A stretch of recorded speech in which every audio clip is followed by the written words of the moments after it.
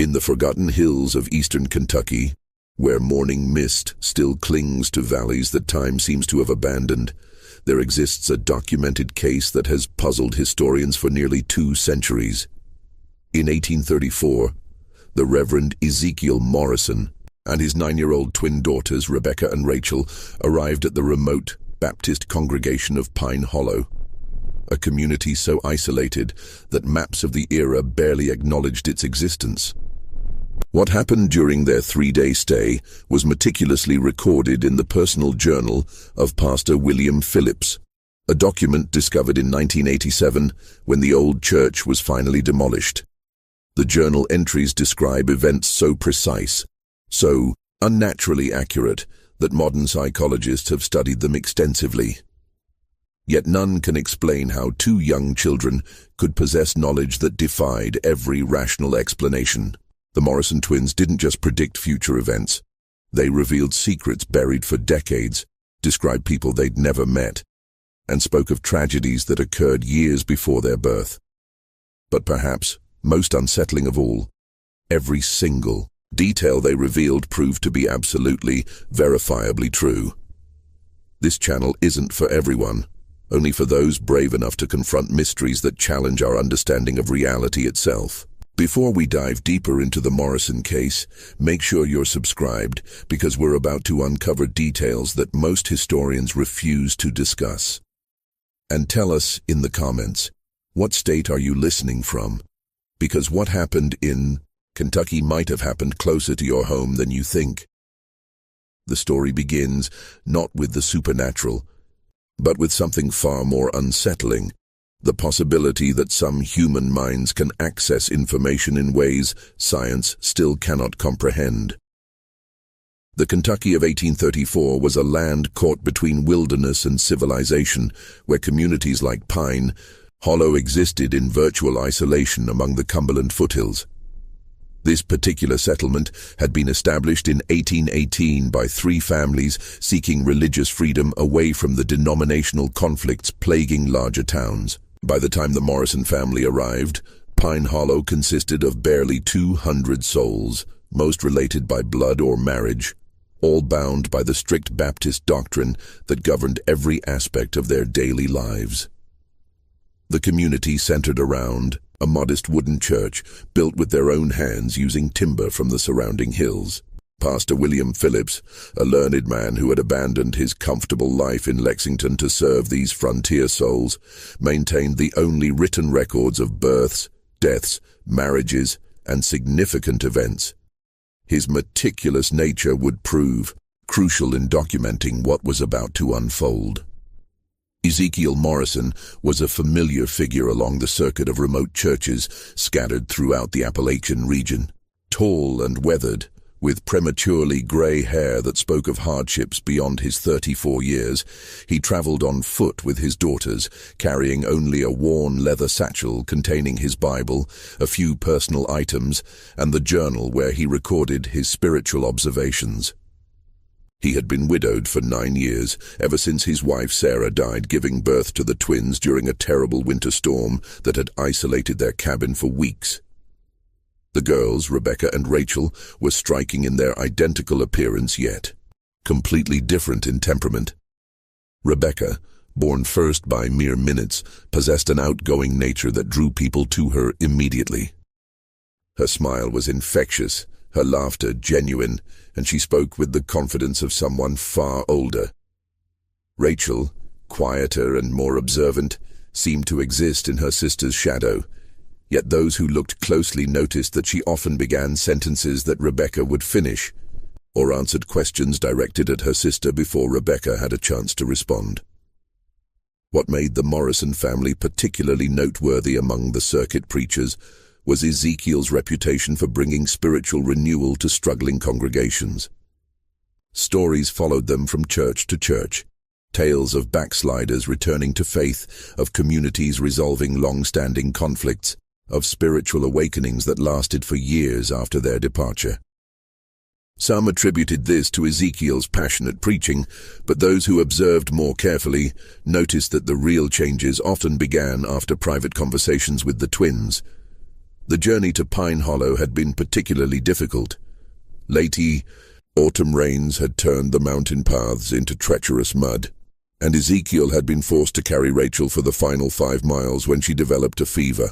They arrived at sunset on November 15th, 1834, just as Pastor Phillips was concluding evening prayers with the handful of congregants who attended weeknight services.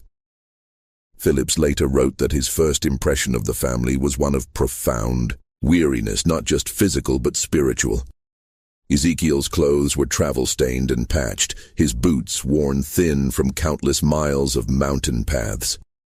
The girls clung close to their father, Rachel still pale from her fever, Rebecca's usual brightness dimmed by exhaustion. Yet something in their eyes, an alertness, an awareness that seemed inappropriate for children their age, made Phillips feel inexplicably uneasy.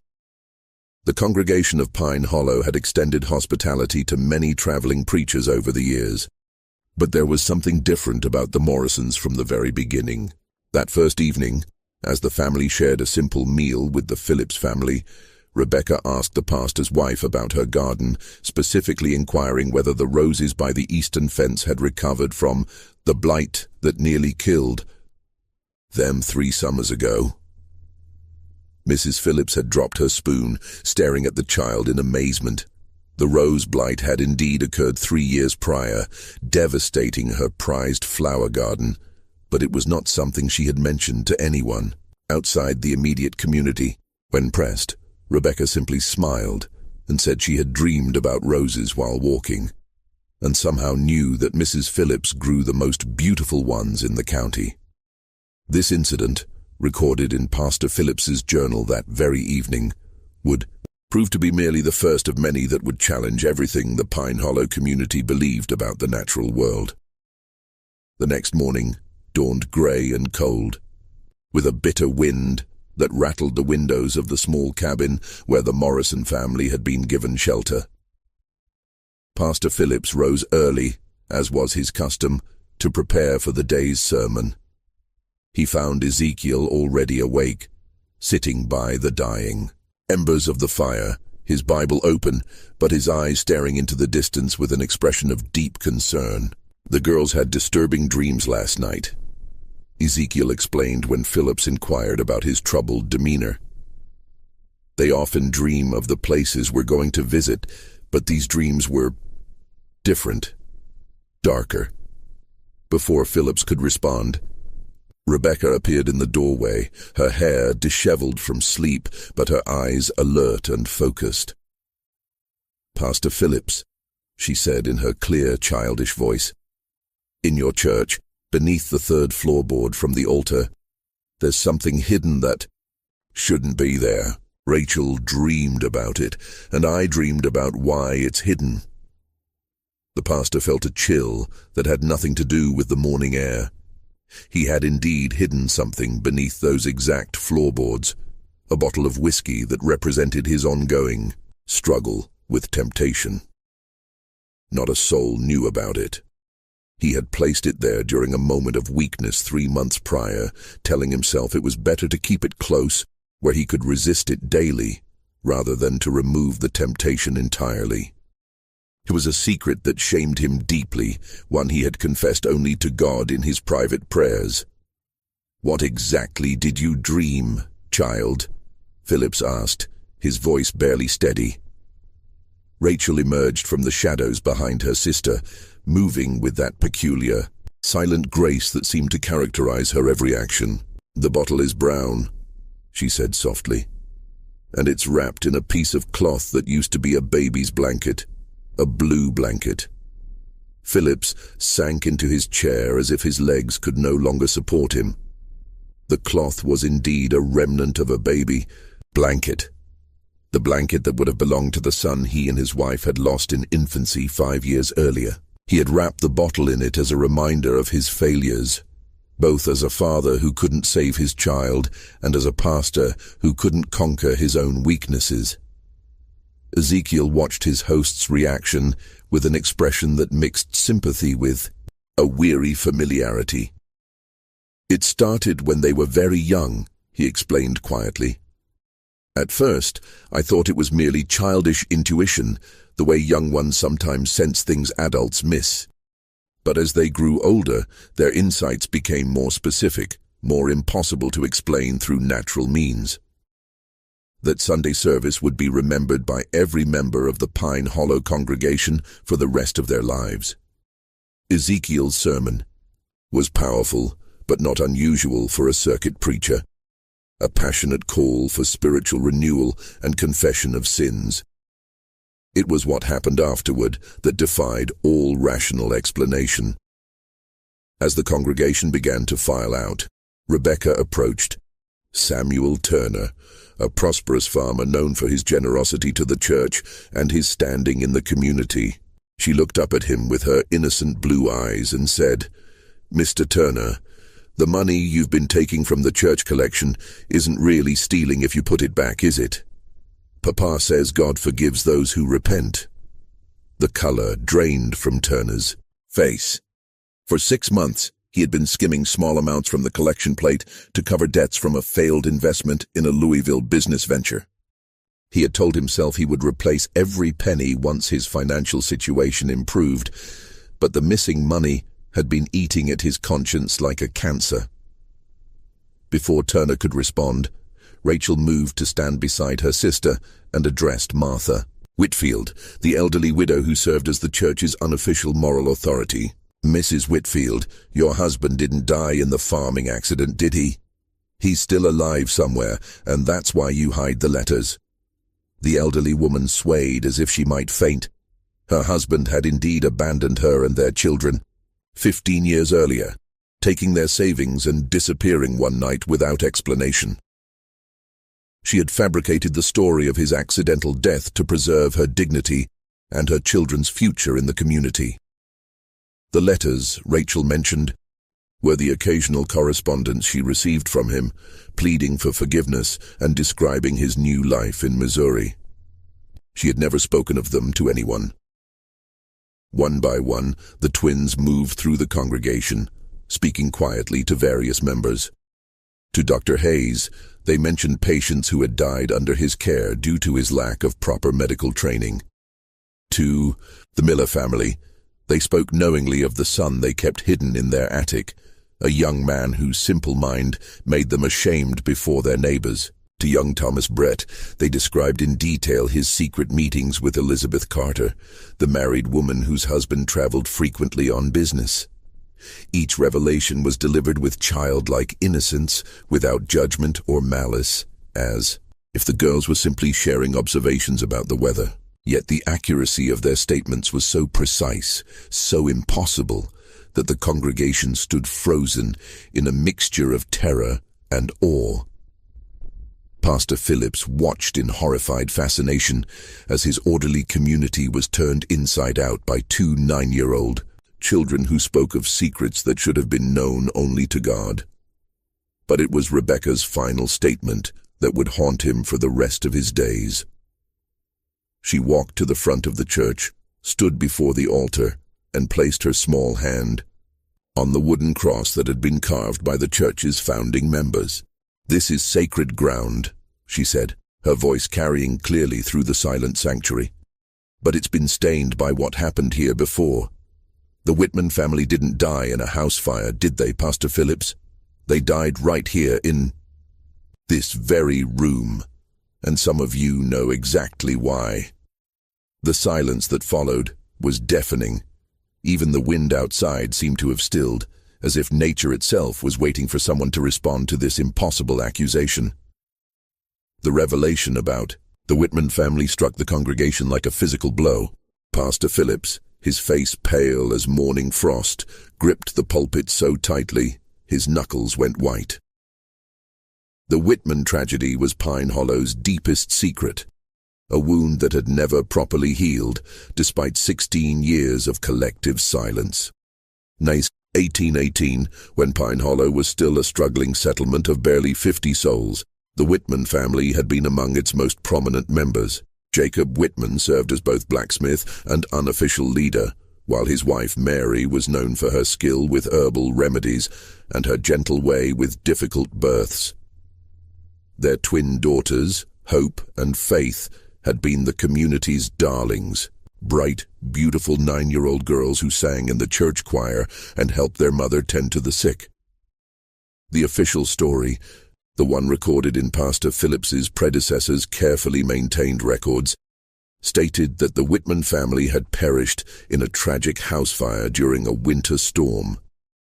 Their bodies had been found in their home's remains, and they were buried in the church cemetery with appropriate ceremony.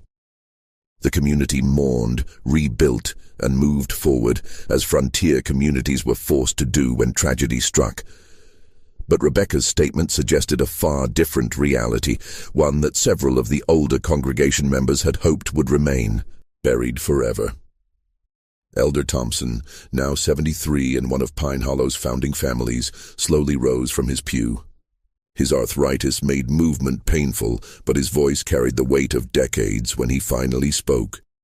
"Child," he said, his words measured and careful, "you speak of things that happened before you were born, in places you've never been. How could you possibly know about what you claim to know?" Rebecca turned to face him, her blue eyes holding an unsettling maturity. "Faith Whitman had a birthmark on her left shoulder," she said quietly. "Hope had one on her right ankle. Faith always carried a wooden doll that their father carved, and Hope wore a silver locket with their mother's hair inside. When they died, Faith was wearing her blue Sunday dress, and Hope was in her nightgown because she had been ill with fever." These details, impossible for a stranger to know, sent a murmur of recognition through the older members of the congregation. Elder Thompson's wife clutched his arm, her eyes wide with recognition and fear. "The night they died," Rachel continued, her voice soft but clear, "it wasn't a house fire that killed them. They came to the church seeking sanctuary because someone was hunting them. They hid behind the altar, but they were found anyway." The church had grown so quiet that the sound of breathing seemed unnaturally loud. Pastor Phillips found himself remembering fragments of conversations he had heard over the years, whispered words that stopped when he entered a room, meaningful glances between the older members when certain topics arose, the way some families always left flowers at an unmarked spot in the cemetery. Samuel Turner, still shaken by the earlier revelation about his financial transgressions, stood up abruptly. "This is madness," he declared, though his voice lacked conviction. "These children are speaking nonsense, making up stories to frighten us. There's no way they could know such things." But even as he spoke, other details began emerging from the congregation.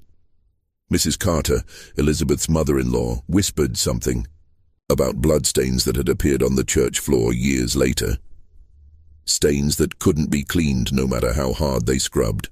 Old Benjamin Foster mentioned the strange sounds that sometimes echoed from the church late at night. Sounds like children crying that had been dismissed as wind through the loose boards. Dr. Hayes, despite his earlier embarrassment about his medical qualifications, found himself speaking up with clinical precision. "I've always wondered about the church's foundation," he said slowly. "When I helped repair the eastern wall 3 years ago, we found what looked like, what could have been bone fragments mixed with the original mortar.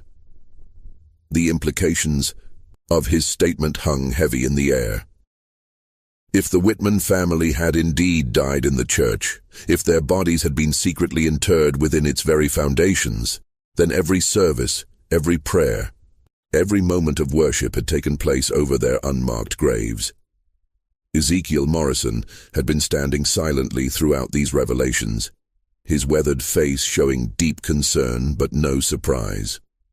He had witnessed similar scenes in other communities, watched as his daughter's impossible knowledge unraveled, carefully maintained lies and brought long-buried truths into the light. "Mr. Morrison," Pastor Phillips said, his voice strained, "how do your daughters know these things? What manner of gift allows them such insight?" Ezekiel was quiet for a long moment, studying the faces of the congregation before responding. "I've asked myself that question every day for years," he finally said. Their mother, Sarah, claimed to have the second sight, the ability to sense things beyond normal perception. But what the girls experience goes far beyond anything Sarah ever demonstrated. They dream of places they've never seen, speak of people they've never met, know details about events that occurred before their birth. He paused, looking at his daughters with a mixture of love and profound sadness. At first, I believed it was a blessing, a divine gift that would help me minister to troubled souls. But over the years, I've begun to wonder if it's something else entirely. The knowledge they possess, it comes with a cost. They carry the weight of everyone's secrets, everyone's pain. They know things children should never have to know. As if summoned by their father's words, the twins moved to stand together at the front of the church. For the first time since their arrival, they looked truly like the children they were, small, vulnerable, and overwhelmed by the adult world swirling around them. "We don't choose what we see," Rebecca said, her earlier confidence replaced by a weariness that seemed far too old for her young face. "The dreams come whether we want them or not. We see what was, what is, and sometimes what will be." Rachel nodded, her hand finding her sister's. "The Whitman sisters visit our dreams sometimes. They want people to know what really happened to them. They want someone to remember them properly." The church fell silent again, but this time it was the silence of people grappling with concepts that challenged their fundamental understanding of reality. Some faces showed skepticism, others fear, and still others a dawning hope that perhaps death was not the final ending they had always believed it to be. Pastor Phillips found himself at a crossroads that would define the rest of his ministry. He could dismiss the twins' claims as childish fantasy or deliberate deception, preserving the community's carefully maintained stability. Or he could pursue the truth, no matter where it led, and risk destroying the foundations upon which Pine Hollow had been built. The decision would prove to have consequences that none of them could have anticipated. That evening, as shadows lengthened across Pine Hollow's narrow streets, Pastor Phillips found himself unable to concentrate on his usual evening prayers. The twins' revelations had shaken him to his core, not just because of their accuracy, but because they had forced him to confront questions he had been avoiding for years. He had arrived at Pine Hollow 5 years earlier, eager to serve God in the wilderness and to escape the theological controversies that plagued the more established churches in Kentucky's larger towns. His predecessor, Pastor Mordecai Hayes, had left behind meticulous records of births, deaths, and significant events, but Phillips had always noticed gaps in the documentation from the settlement's earliest years. The winter of 1818 in particular seemed oddly sparse in recorded details. There were entries about harsh weather, supply shortages, and the deaths of several elderly residents, but the Whitman family's tragedy was mentioned only briefly. Jacob Whitman, his wife Mary, and their twin daughters Hope and Faith perished in a house fire on the night of December 21st. Their earthly remains were committed to the ground with appropriate Christian ceremony. What had always struck Phillips as strange was the lack of detail about such a significant event.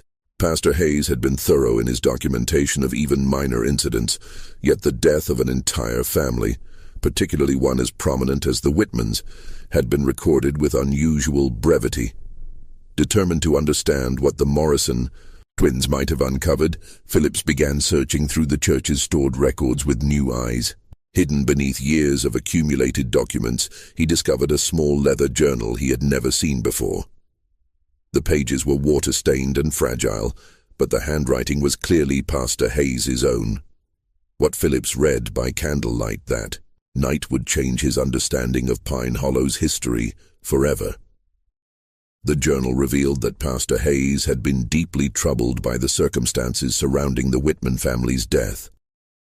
According to his private notes, Jacob Whitman had discovered something disturbing about certain members of the community, something significant enough that he had demanded a public confession and reparation.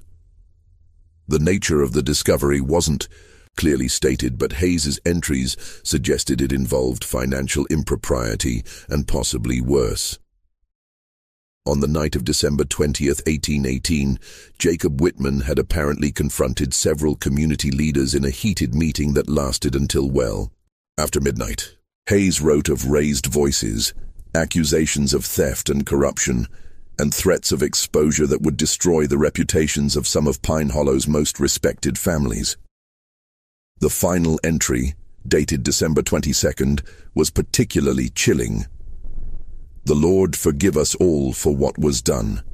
Jacob and his family came to the church seeking sanctuary, but they were followed. "I heard the children crying, then silence. When morning came, we found them as they had been left. Elder Thompson and the others insisted we must protect the community's future, that the truth would destroy us all. I have agreed to their plan. May God have mercy on my soul." Phillips set down the journal with trembling hands. The implications were staggering. The Whitman family hadn't died in a house fire at all. They had been murdered in the church itself, and the community's leaders had conspired to cover up the crime. But how could the Morrison twins possibly know details that had been hidden for 16 years? How could they describe the children's clothing, their personal belongings, their physical characteristics with such precision? His contemplation was interrupted by a soft knock at his door.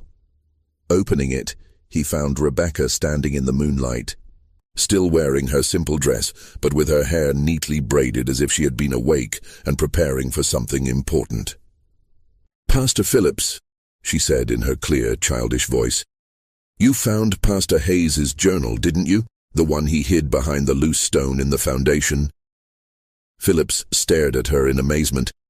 He had indeed found the journal in exactly that location, guided by a subtle draft that had led him to discover the loose stone. "How did you know where to tell me to look?" he asked. "Faith showed me in a dream," Rebecca replied matter-of-factly. "She said Pastor Hayes was a good man who was forced to do bad things. She wanted someone to know the truth." The casual way she spoke of receiving guidance from a long-dead child sent chills down Phillips's spine. "Rebecca," he said carefully, "what exactly do you see when you have these dreams?" The child's expression grew serious, and for a moment Phillips could see the burden she carried. "We see everything," she said simply. "Not just what happened, but why it happened. The men who killed the Whitman family didn't plan to hurt anyone. They just wanted Jacob to stay quiet about what he'd discovered." "What had he discovered?"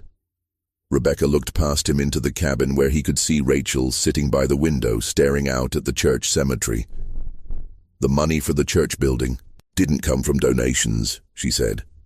"Some of it was stolen from travelers passing through the valley. Jacob found out about it when he was asked to make horseshoes for horses that belonged to dead men." The pieces began falling into place in Philip's mind. The early years of Pine Hollow had been marked by frequent reports of travelers disappearing along the mountain paths. Officially, these disappearances had been attributed to natural dangers, bears, falls, exposure to harsh weather. But if Jacob Whitman had discovered evidence that some travelers had been deliberately murdered and robbed, the church was built with blood money, Rebecca continued, her young voice carrying a weight of understanding that should have been impossible at her age. "That's why faith and hope can't rest. Their blood was spilled on ground that was already cursed."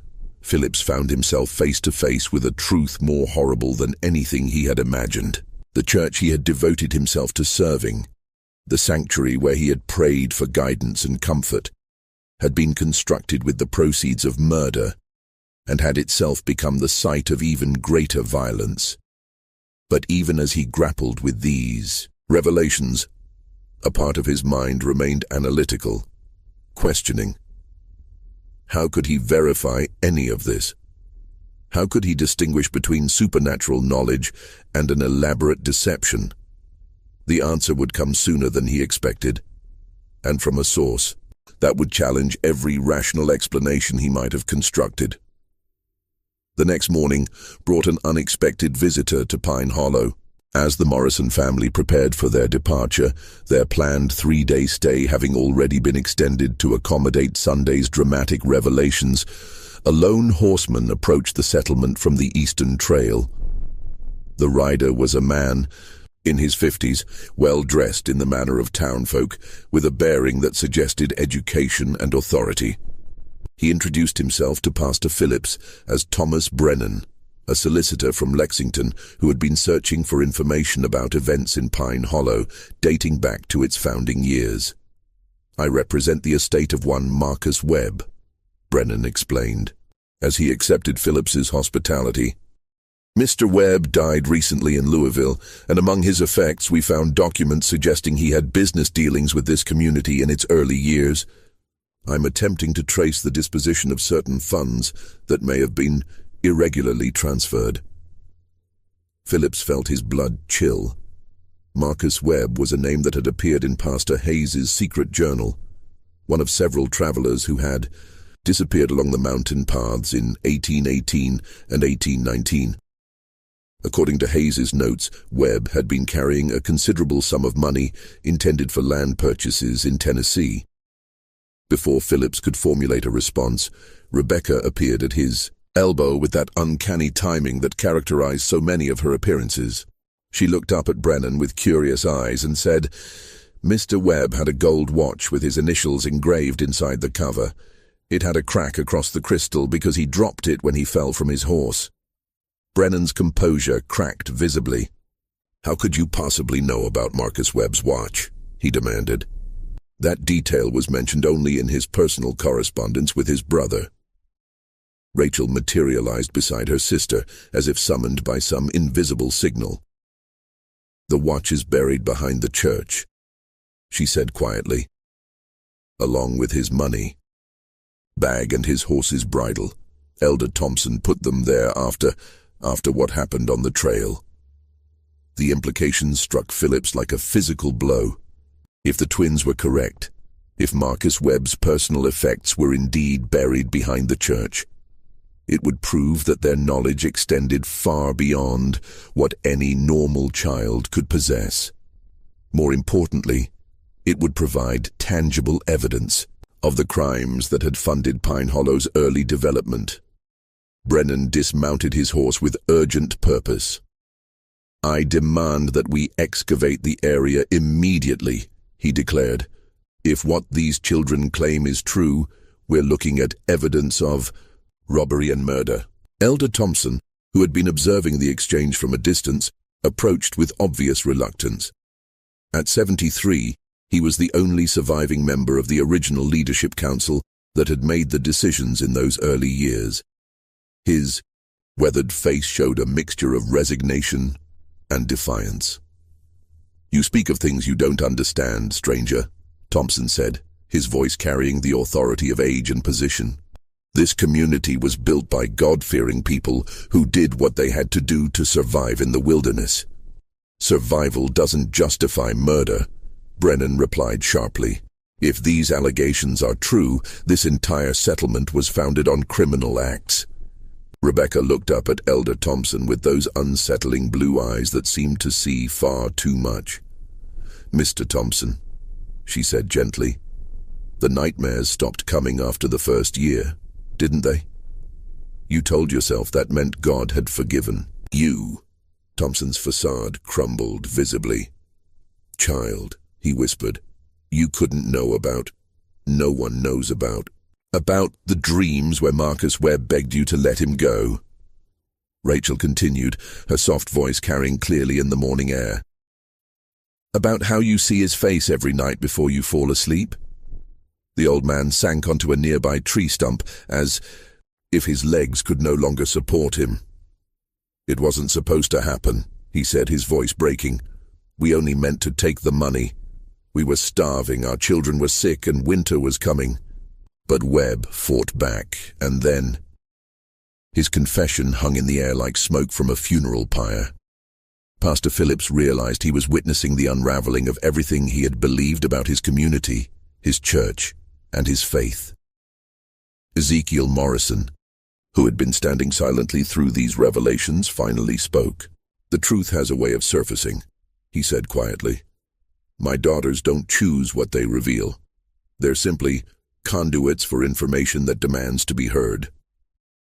Brennan wasted no time in organizing an excavation party.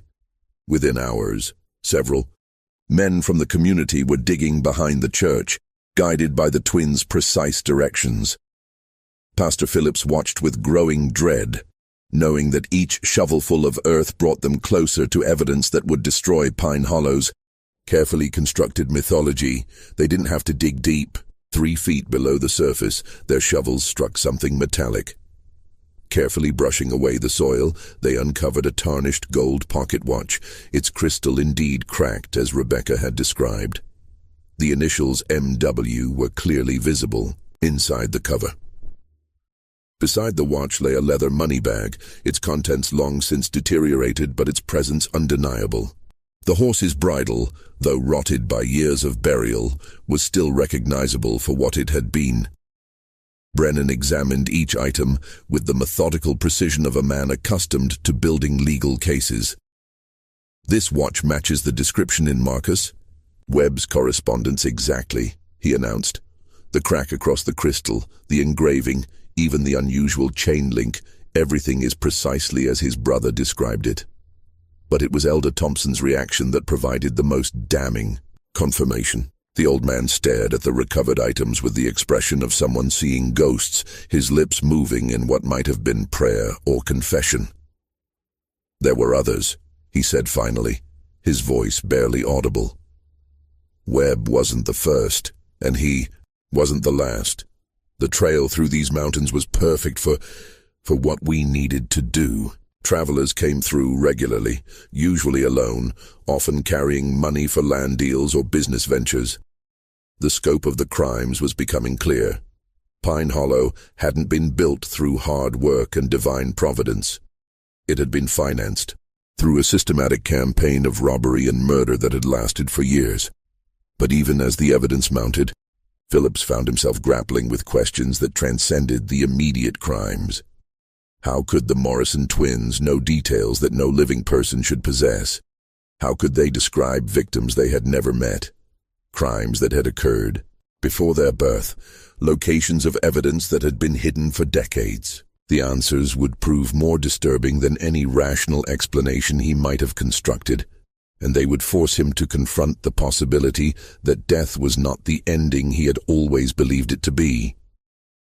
As the sun set over Pine Hollow, that evening, casting long shadows across the excavation site and the church cemetery beyond, Phillips realized that his community stood at a crossroads. The truth was finally emerging after 16 years of careful concealment, but with it came questions that challenged everything they had been taught to believe about justice, redemption, and the nature of reality itself.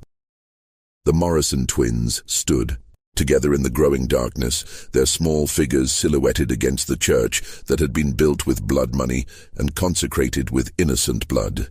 They seemed to be listening to something only they could hear, their faces turned toward the cemetery where so many secrets lay buried beneath unmarked graves. Tomorrow would bring reckoning, but tonight belonged to the dead who had finally found their voices through 2 9-year-old children who possessed knowledge that defied every rational explanation. Dawn broke gray and cold over Pine Hollow, bringing with it a delegation of officials from the county seat. Word of the previous days. Discoveries had traveled fast, and Solicitor Brennan had wasted no time in contacting the authorities. By mid-morning, the small settlement found itself host to a county sheriff, a territorial judge, and 2 federal marshals who had been investigating the disappearances of travelers along the mountain trails for years. Judge Harrison, a stern man, with silver hair and piercing gray eyes, had established his temporary court in the church itself. A choice that struck Pastor Phillips as grimly appropriate, given the building's blood-soaked history. The entire community had been summoned to attend what would amount to both hearing and reckoning. Elder Thompson, his health visibly deteriorating under the weight of his confessions, sat in the front pew flanked by two other elderly men who had been part of the original leadership council. Their faces bore the hollow look of men who had carried terrible secrets for too long. But it was the Morrison twins who commanded the most attention. Judge Harrison had initially been skeptical of claims that two children possessed supernatural knowledge, but the previous day's discoveries had forced him to reconsider. He had spent the morning interviewing them separately, trying to determine how they could possibly know details about crimes that predated their births. "Rebecca Morrison," Judge Harrison said, his voice echoing in the wooden church. "Please tell this court exactly how you know the location of Marcus Webb's personal effects." Rebecca stood in the witness area, looking impossibly small beneath the weight of adult attention. "Faith Whitman told me in a dream," she said simply. "She said the men who killed her family were the same ones who killed the travelers. She wanted everyone to know the truth." "And you, Rachel Morrison," the judge continued, "how do you know details about events that occurred years before your birth?" Rachel's voice was barely audible as she responded. "The dreams come to both of us. We see what happened as if we were there. We see the fear in people's eyes. We hear their last words. We feel their pain." Judge Harrison leaned forward in his chair. "Are you claiming to communicate with the spirits of the dead?" Ezekiel Morrison rose from his seat. "Your Honor, if I may, my daughters have never claimed to understand their abilities. They simply report what they experience. I've witnessed them provide accurate information about dozens of communities we've visited, information they couldn't possibly have obtained through normal means." Sheriff Mackenzie, a practical man more concerned with evidence than supernatural claims, addressed the twins directly. "Can you tell us how many people were killed along these mountain trails?" Rebecca and Rachel exchanged one of their meaningful glances before Rebecca answered. 11 men over 3 years. Most were traveling alone with money for land purchases or business ventures. One was a preacher like Papa, but he carried gold coins sewn into his saddle. The specificity of their answer sent murmurs through the assembled crowd. Rachel continued where her sister left off, their tag-team delivery, as unsettling as always. The preacher's name was Samuel Collins. He was going to establish a new church in Tennessee. His horse was a bay mare with a white star on her forehead. Sheriff Mackenzie consulted a worn notebook he had pulled from his coat. His face grew pale as he found the entry he was looking for. "Samuel Collins disappeared along this route in September of 1819, he confirmed. "The description of his horse matches our records exactly. But it was what happened next that would shake everyone present to their very core." Elder Thompson, his hands trembling with age and guilt, struggled to his feet. "Your Honor," he said, his voice cracking, "I can bear this burden no longer. What these children say is true, every word of it.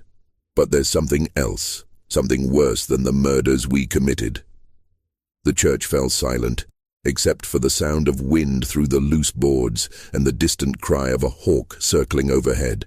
"The Whitman family," Thompson continued, tears streaming down his weathered cheeks. "They didn't just stumble upon evidence of our crimes. Jacob Whitman was my brother-in-law.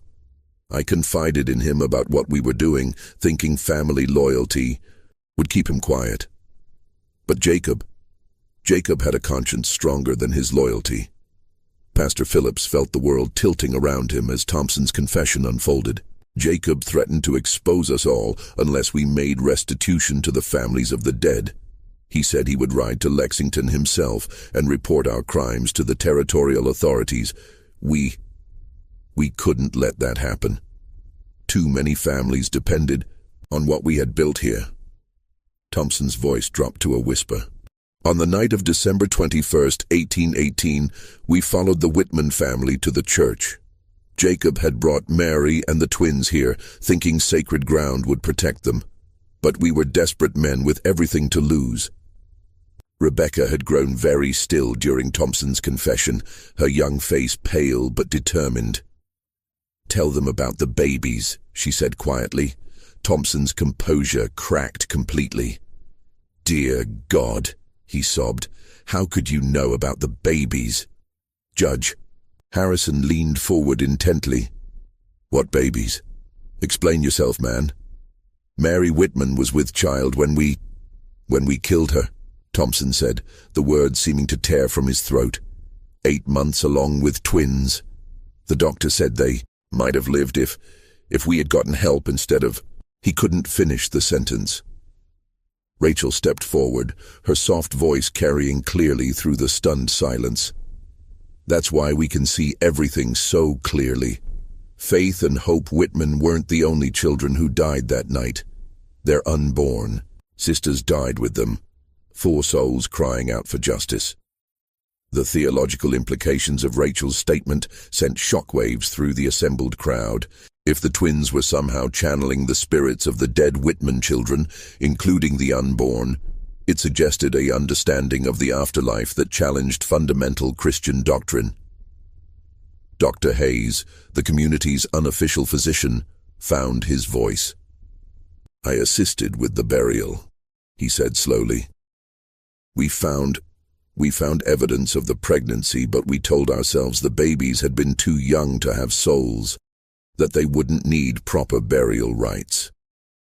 Every soul matters to God, Ezekiel, Morrison said firmly. Every life, no matter how brief, has eternal significance. But Judge Harrison was more concerned with earthly justice than theological debate. "Mr. Thompson, are you confessing to the murder of Jacob Whitman, his wife Mary, their twin daughters, and 2 unborn children?" "I am," Thompson replied, his voice hollow with despair. "And to the murders of 11 travelers who trusted us with their lives. We are all guilty, myself, Samuel Bradford, and Marcus Perry. We planned it together, we carried it out together, and we've hidden it together for 16 years. The 2 other elderly men named in Thompson's confession sat in stunned silence, their faces masks of resignation and terror. The weight of 16 years of collective guilt had finally become too heavy to bear. Sheriff Mackenzie stood and began placing the 3 men under arrest, but Judge Harrison raised a hand to stop him. "Before we proceed with formal charges," the judge said, "I need to understand how these children could possibly know details that were never recorded, never spoken of, never shared outside the circle of perpetrators." Rebecca looked up at the judge with those unnaturally knowing blue eyes. "Your Honor," she said in her clear, childish voice, "some truths are too big to stay buried forever. The Whitman sisters and their unborn babies have been waiting 16 years for someone to hear their story." "But how do you hear them?" Judge Harrison pressed. "What mechanism allows this communication?" Rachel joined her sister at the front of the church. "We don't understand it any more than you do," she said honestly. "Ever since we were very small, we've had dreams about places we've never been and people we've never met. Papa says our mama had the gift of second sight, but what we experience is different." "Different how?" Rebecca and Rachel exchanged one of their meaningful glances before Rebecca answered. "Mama could sense things about living people, their emotions, their intentions, their hidden thoughts. But we see beyond that. We see the echoes that tragedy leaves behind, especially when innocent blood is spilled." Ezekiel Morrison had been listening to his daughters with growing concern. "Your Honor," he said, "I've spent years trying to understand my daughter's abilities. I've consulted with ministers, doctors, and scholars throughout Kentucky and Tennessee. None can explain it, but all have witnessed its accuracy." Judge Harrison was quiet for a long moment, studying the twins with a mixture of fascination and unease.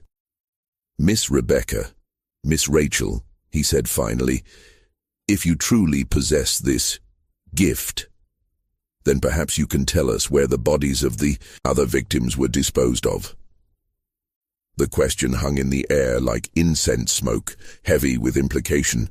If the twins could locate the remains of Marcus Webb and the other murdered travelers, it would provide the final proof needed to close cases that had baffled authorities for years. Rebecca closed her eyes as if listening to something only she could hear. "Some are in the old mine shaft east of town," she said after a moment. "Others were thrown into Devil's Creek, where the current runs deepest. But 3 were buried beneath the church floor, their bones mixed with the foundation stones." The revelation that 3 murder victims had been interred beneath the church itself sent a collective shudder through the congregation. Pastor Phillips realized with horror that he had been conducting services, celebrating communion, and offering prayers for salvation while standing directly over the unmarked graves of innocent men. Sheriff Mackenzie looked to Judge Harrison for direction. "Your Honor, if we're to verify these claims, we'll need to excavate the church floor itself." "And we will," Judge Harrison replied grimly. "But first, I want to understand the full scope of these crimes." He turned back to Elder Thompson. "Where is the money stolen from these victims? What was done with their possessions?" Thompson gestured weakly toward the church building around them. "Everything went into building our community. The church, the school, the mills, all of it was built with blood money. We told ourselves we were creating something good from something evil, that God would forgive us if we used the money for righteous purposes." "And the victims' families?" Judge Harrison asked. "Did any of you consider the wives, children, parents who never learned what happened to their loved ones?" It was Rachel who answered, her young voice carrying a weight of sadness that seemed inappropriate for her age. "Marcus Webb had a wife named Elizabeth and 2 young sons. Samuel Collins was engaged to be married to a woman named Catherine who waited for him until she died of consumption 3 years later. Most of the others had families who spent years wondering, hoping, grieving without closure." The specificity of her knowledge about the victims' personal lives was perhaps the most unsettling aspect of the entire ordeal. These weren't just names and dates. The twins spoke of the murdered men as if they had known them personally, as if they carried the weight of their unfulfilled dreams and abandoned responsibilities. Judge Harrison stood and addressed the assembled crowd. "This court will recess while we conduct a thorough investigation of the claims made here today. Sheriff Mackenzie will coordinate the excavation of the church floor and the search of the locations identified by the Morrison children. Elder Thompson, Samuel Bradford, and Marcus Perry will remain in custody pending formal charges." As the 3 elderly men were led away in shackles, the congregation began to disperse in stunned silence. 16 years of carefully maintained lies had crumbled in a single morning, leaving a community to grapple with the knowledge that their entire foundation was built on murder and deceit. But for Pastor Phillips, the most disturbing questions remained unanswered. How could 2 9-year-old children possess knowledge that defied every natural law? What did their abilities suggest about the nature of death, the persistence of consciousness, and the possibility of communication between the living and the dead? The Morrison twins stood together in the emptying church, their small figures dwarfed by the magnitude of what they had revealed. They seemed tired, drained by the emotional weight of channeling so much pain and injustice. "Papa," Rebecca said, quietly, "can we leave now? The voices are getting louder, and it's hard to keep them all straight." Ezekiel Morrison gathered his daughters close, his weathered face showing deep concern for the burden they carried. "Soon," he promised. "But first, we need to help these people understand what you've shown them." As the sun reached its zenith over Pine Hollow, casting sharp shadows across the church cemetery and the excavation site behind the building, the community prepared for revelations that would challenge everything they thought they knew about. Justice, redemption, and the eternal consequences of earthly actions. The truth was finally emerging from 16 years of darkness. but with it came questions that would haunt everyone present for the rest of their lives. The excavation of Pine Hollow's church floor took 3 days. Working methodically under Judge Harrison's supervision, Sheriff Mackenzie's team removed the wooden planks and began carefully digging through the packed earth beneath. What they found confirmed the Morrison twins' claims with chilling accuracy. 3. Complete skeletons lay buried beneath the sanctuary. Their bones, indeed, mixed with the foundation stones as Rebecca had described.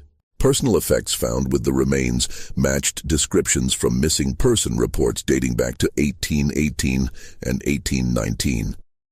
A gold ring bearing the initials J.P. belonged to Joshua Patterson, a land surveyor who had disappeared while mapping territorial boundaries. A silver-handled knife was identified as belonging to William Morse, a merchant whose family had searched for him across 3 states. But it was the third set of remains that provided the most disturbing confirmation of the twins. Impossible knowledge. Wrapped around the skeleton's neck was a distinctive copper cross that had been described in great detail by the family of Robert Chen, a traveling minister who had vanished while carrying donation money for a new church in Tennessee. As each piece of evidence was carefully catalogued, the scope of Pine Hollow's crimes became undeniably clear. This had not been a single act of desperate violence, but a calculated campaign of murder and robbery that had lasted for years. Judge Harrison, his silver hair seeming to have gained more gray during the investigation, addressed the reassembled community on the 4th day. "The evidence before this court is overwhelming," he announced. 11 men were murdered along these mountain trails between 1818 and 1820. Their killers used the stolen money to build this settlement, then compounded their crimes by murdering the Whitman family to protect their secret. Elder Thompson, Samuel Bradford, and Marcus Perry stood before the judge in shackles, their faces showing the hollow exhaustion of men who had carried unbearable guilt for too long. At their advanced ages, they knew they would never live to see freedom again. "The most disturbing aspect of these crimes," Judge Harrison continued, "is not their brutality, but their calculated nature. These men didn't kill in passion or desperation. They created a systematic method for identifying and murdering travelers, then used their victims' money to build what they presented as a godly community." Pastor Phillips listened to the judge's words with a growing sense of spiritual crisis. Everything he had devoted himself to serving, the church, the community, the shared faith that bound them together, had been built on a foundation of innocent blood. How could he continue to minister in a place so thoroughly corrupted by evil? But it was the Morrison twins who provided the most profound insight into the spiritual implications of Pine Hollow's crimes. "Judge Harrison," Rebecca said, her clear voice carrying easily through the packed church, "may we speak about forgiveness?" The judge looked down at the 9-year-old girl with a mixture of amazement and respect. After 3 days of witnessing, her impossible knowledge proved accurate in every detail. He had learned to listen carefully to anything she said. "Of course, child. What would you like to say?" Rebecca and Rachel moved to stand together at the front of the church, beneath the wooden cross that had presided over 16 years of collective deception. "The Whitman sisters want everyone to know that they forgive the men who killed them," Rebecca said. "They understand that fear makes people do terrible things." Rachel continued the thought as she so often did. "But forgiveness doesn't erase consequences. The men who committed these crimes must face earthly justice, and the community must find a way to make things right with the families of the victims." Judge Harrison nodded solemnly. "The court agrees with that assessment. Elder Thompson, Samuel Bradford, and Marcus Perry will face trial for multiple counts of murder and robbery. But what of the community itself? What of the church and buildings constructed with stolen money?" It was Ezekiel Morrison who answered, his weathered face reflecting deep thought.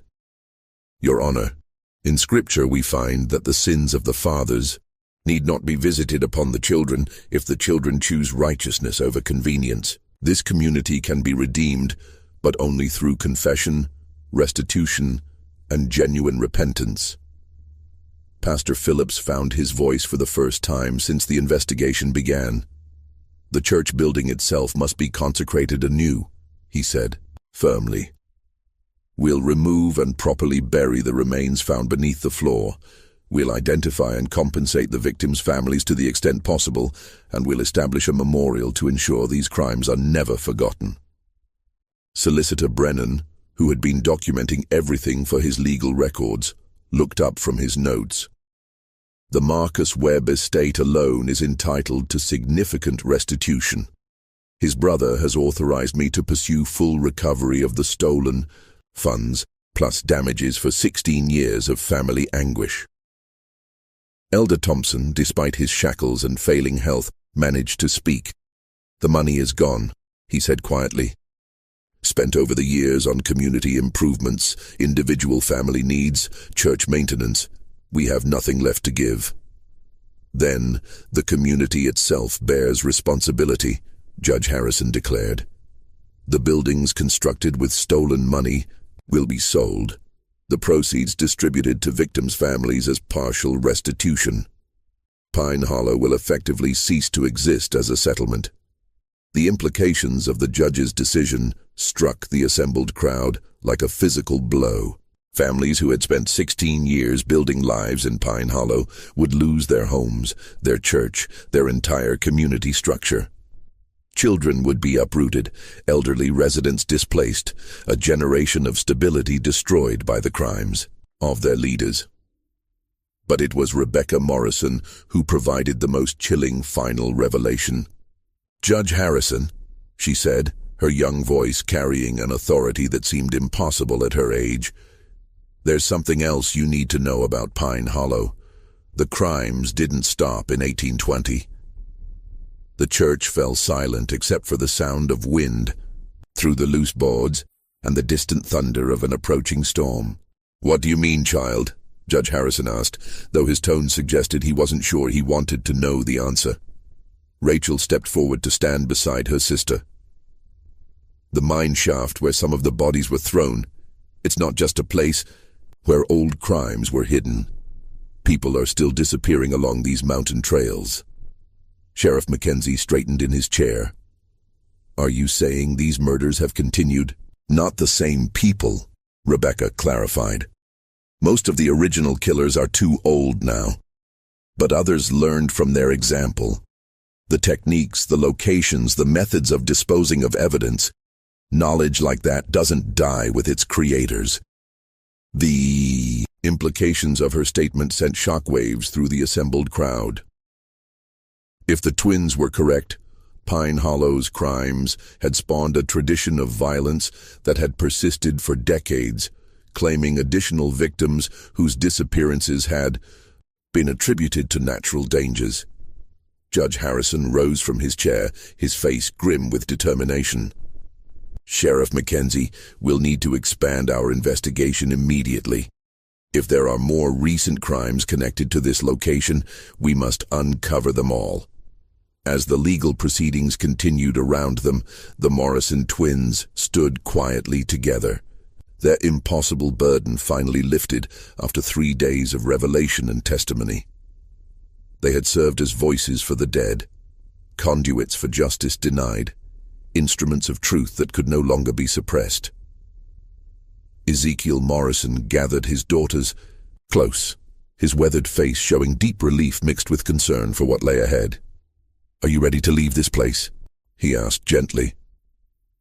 Rebecca looked around the church one final time, her blue eyes taking in the wooden walls, the simple cross, the faces of people whose lives had been forever changed by her testimony. "The voices are quieter now," she said softly. "Faith and hope can rest." Rachel nodded, her hand finding her sister's. "But there will be other places, other voices. Papa, why do we have to carry all this sadness?" Ezekiel knelt down to his daughter's level, his eyes bright with unshed tears. "I don't know, little ones.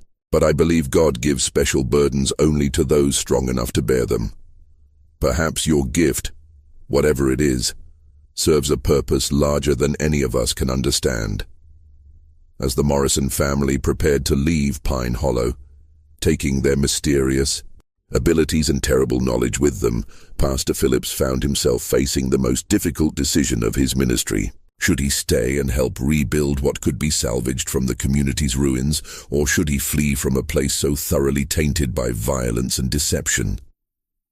The answer came as he watched the twins walking hand in hand toward their father's side.